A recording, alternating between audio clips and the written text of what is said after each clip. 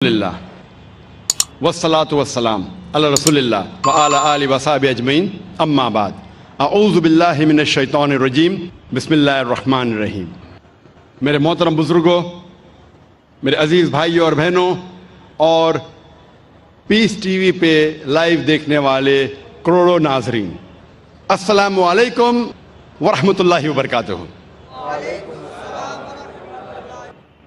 نماز پڑھنے کے جو اہم رکن ہیں وہ قرآن مجید میں کا ذکر آتا ہے اور باقی کا ذکر آتا ہے حدیث میں، لیکن قرآن کے ذریعے ہمیں پتہ لگتا ہے کہ قرآن مجید میں اللہ سبحانہ وتعالیٰ فرماتے ہیں سورہ بقرہ میں سورہ نمبر 2 آیت نمبر 144 144 اللہ فرماتے ہیں کہ جب بھی آپ نماز کے لیے کھڑے ہوتے ہیں، صلاح کے لیے کھڑے ہوتے ہیں، اپنا رخ مسجد حرام کی طرف کرو۔ Turn your face toward the sacred mosque. جدھر بھی آپ ہے اپنا رخ، اپنا چہرہ مسجد حرام کی طرف کرو۔ یہ ہمارے لیے قبلہ ہے، کعبہ ہمارا قبلہ ہے۔ نماز پڑھتے وقت ہمیں رخ کرنا چاہیے مسجد حرام کی طرف، یہ فرض ہے۔ اللہ تعالیٰ فرماتے ہیں سورہ بقرہ میں سورہ نمبر 2 آیت نمبر 238 میں 238 اللہ تعالیٰ فرماتے کہ جب بھی آپ صلاح کے لیے کھڑے رہو تو stand with a ڈیوٹ frame of mind. آپ جب کھڑے ہوتے ہیں، عربی میں لفظ آتا قانتین، کہ اپنے ڈیوٹ فریم آف مائنڈ کے ساتھ آپ نماز پڑھو۔ اللہ فرماتے سورہ ہجر میں سورہ نمبر 15 آیت نمبر 87 میں کہ اللہ has sent، اللہ نے نازل کیا ہے 7 آیتیں جو ہمیشہ دہرائی جاتی ہے، اور قرآن عظیم۔ جب قرآن مجید میں اس کا ذکر آتا ہے 7 آیتیں جو ہمیشہ دہرائی جاتی ہے، اس کا مطلب ہے سورہ فاتحہ۔ سورہ فاتحہ میں 7 آیتیں ہیں، تو قرآن میں اللہ تعالیٰ ذکر کرتے ہیں سورہ فاتحہ کے بارے میں، اور عظیم قرآن۔ سورہ فاتحہ کے علاوہ باقی حصہ جو قرآن کا ہے اسے کہا جاتا ہے قرآن عظیم۔ تو سورہ فاتحہ کا ذکر آتا ہے قرآن مجید میں سورہ ہجر میں سورہ نمبر 15 آیت نمبر 87 میں۔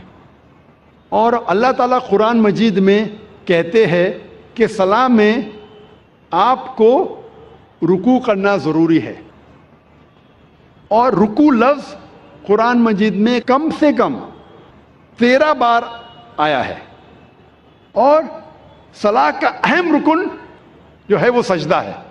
اپنے ماتھے کو زمین پہ ٹیکنا کہتے ہیں سجدہ، اور سجدہ کا لفظ قرآن مجید میں 92 ٹائمز آیا ہے، قرآن مجید 92 ٹائمز۔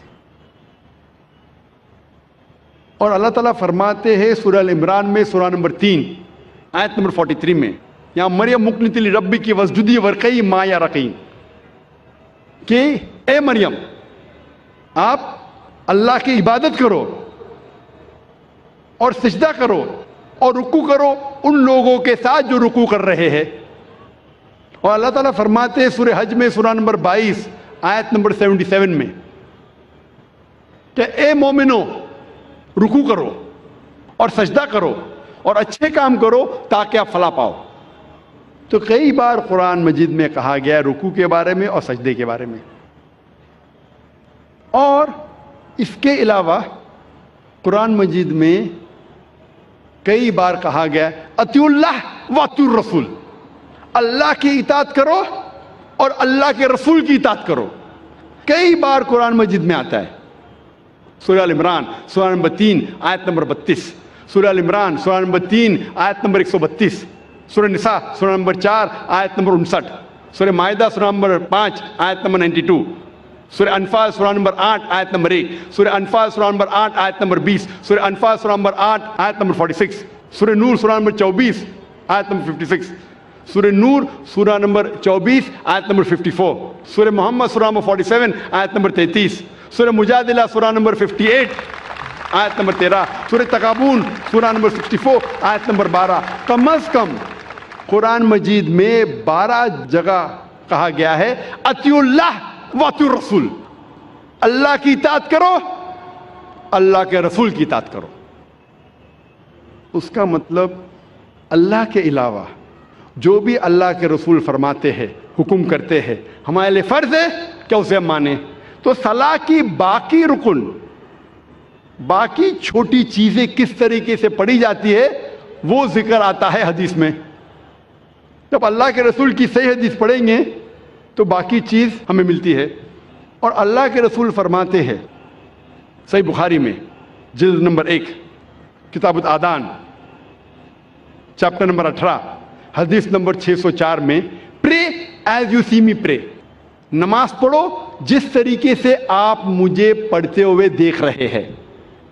اور یہ حدیث دہرائی گئی ہے کئی جگہ، یہ دہرائی گئی ہے صحیح بخاری میں جلد نمبر 9 میں حدیث نمبر 352 جہاں اللہ کے رسول فرماتے کہ نماز پڑھو اس طریقے سے جس طریقے سے آپ مجھے پڑھتے ہوئے دیکھ رہے ہیں۔ تو باقی چیز نماز کے بارے میں ہمیں ملتی ہے اللہ کے رسول کی صحیح حدیثوں میں۔ اللہ فرماتے ہیں سورہ داریات میں سورہ نمبر 51 چیپٹر 51 ورس نمبر 56 ورس 56، وما خلقت الجن والانس الا لیعبدون۔ اللہ سبحانہ و تعالیٰ نے جن اور انسان کو اسی لیے بنایا ہے تاکہ وہ اللہ کی عبادت کرے۔ اللہ نے جن اور انسان کو صرف اور صرف اسی لیے بنایا تاکہ وہ اللہ کی عبادت کرے۔ یہ لفظ عبادت آتا ہے عربی لفظ عبد سے، جس کے معنی ہے بندہ، بندگی، اور سارے انسان اللہ کے بندے ہیں۔ ہمیں فرض ہے کہ ہم ہمارے خالق، ہمارے رب اللہ سبحانہ و تعالیٰ کی عبادت کریں۔ کئی مسلمانوں کو غلط فہمی ہے کہ صلاح ہی صرف اللہ کی عبادت ہے۔ صلاح اللہ کی ایک اہم عبادت ہے، سب سے بہترین، لیکن صرف صلاح عبادت نہیں۔ عبادت کے معنی عبد، بندگی، اللہ کا کہنا ماننا۔ جب ہم اللہ کا حکم مانتے ہیں تو ہم اللہ کی عبادت کر رہے ہیں۔ اللہ جس چیز سے ہمیں روکتا ہے ہم اس سے پرہیز کرتے ہیں، ہم اللہ کی عبادت کر رہے ہیں۔ لیکن سب سے بہترین عبادت ہے صلاح۔ اور جو انسان صلاح نہیں پڑھتا ہے، صلاح نہیں پڑھنے کے کئی نقصانات ہیں۔ جو انسان صلاح نہیں پڑھتا اس کا ایمان کمزور ہوتا ہے، ہو سکتا ہے کہ وہ اپنا ایمان بھی گوائے۔ انسان سوچنے لگتا ہے کہ میرے پاس پیسہ ہے، میرے پاس دولت ہے، عیش ہے، آرام ہے، اللہ سے دور جاتا ہے۔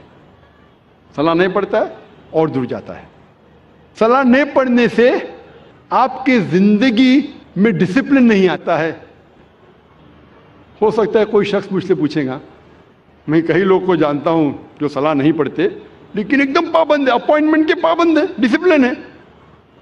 میں جانتا ہوں کئی مسلمان جو صلاح نہیں پڑھتے لیکن ڈسپلن ہے، کئی غیر مسلمان ہیں جو صلاح نہیں پڑھتے لیکن ایک دم ڈسپلنڈ ہے، اپوائنٹمنٹ دیں گے برابر اس وقت پہ موجود رہیں گے۔ یہ ڈسپلن کا ذکر ہی نہیں کر رہا ہوں، میں اعلیٰ درجے کی ڈسپلن کی بات کر رہا ہوں، یہ تو نیچے درجے کا ڈسپلن ہے۔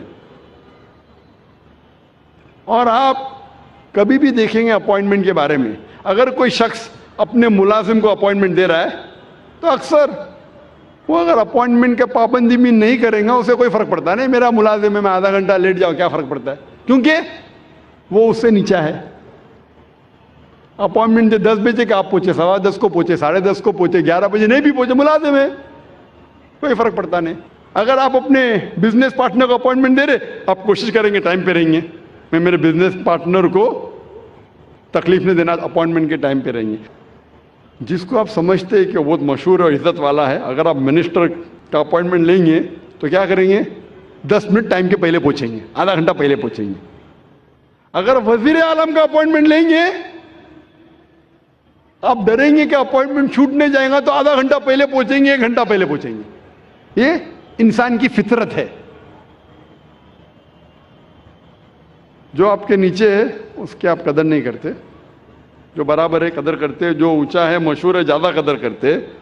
اس لحاظ سے اگر مان لو یہ چیز صحیح ہے، مان لو کہ یہ اپوائنٹمنٹ کا طریقہ صحیح ہے کہ اگر ٹکر کا ہے تو میں ٹائم پہ جاؤں، زیادہ اونچا ہے تو اور احتیاط رکھو۔ جب آپ کا اپوائنٹمنٹ آپ کے رب کے ساتھ ہے تو کتنی پابندی آپ کو کرنا چاہیے، اور رب کا مقابلہ مخلوق سے کر ہی نہیں سکتے. اگر وزیر کو ملنے کے لیے اتنی پابندی کر رہے تو اپنے رب کو ملنے کے لیے کتنی پابندی کرنا چاہیے آپ کو؟ رب کا مقابلہ وزیر سے ہو ہی نہیں سکتا ہے. وَلَمْ يَكُنْ لَهُ كُفُوًا أَحَدٌ, اس کے جیسا کوئی نہیں ہے. تو میں اس اپوائنٹمنٹ کی بات کر رہا ہوں, اونچے درجے کی. اگر صلاح سے دور رہیں گے تو آپ کی زندگی میں ڈسپلن آئیں گا ہی نہیں. جب وزیر آپ کا تھوڑا فیور کرتا ہے تو آپ ہل جاتے ہیں, اس کے لیے کچھ بھی کرنے کو تیار ہے. ہمارا خالق آپ کو زندگی دی ہے, ہمیں زندگی دی ہے, ہمیں اتنے نعمت دی ہے, ہم کتنا شکر ادا کرتے. اور جو سب سے بہترین نعمت ہے وہ تو ہم کبھی سوچتے بھی نہیں. میں آپ سے پوچھنا چاہتا ہوں کہ سب سے بہترین نعمت کیا ہے جو ضروری ہے آپ کے لیے جینے کے لیے؟ کیا ہے؟ کیا ہے؟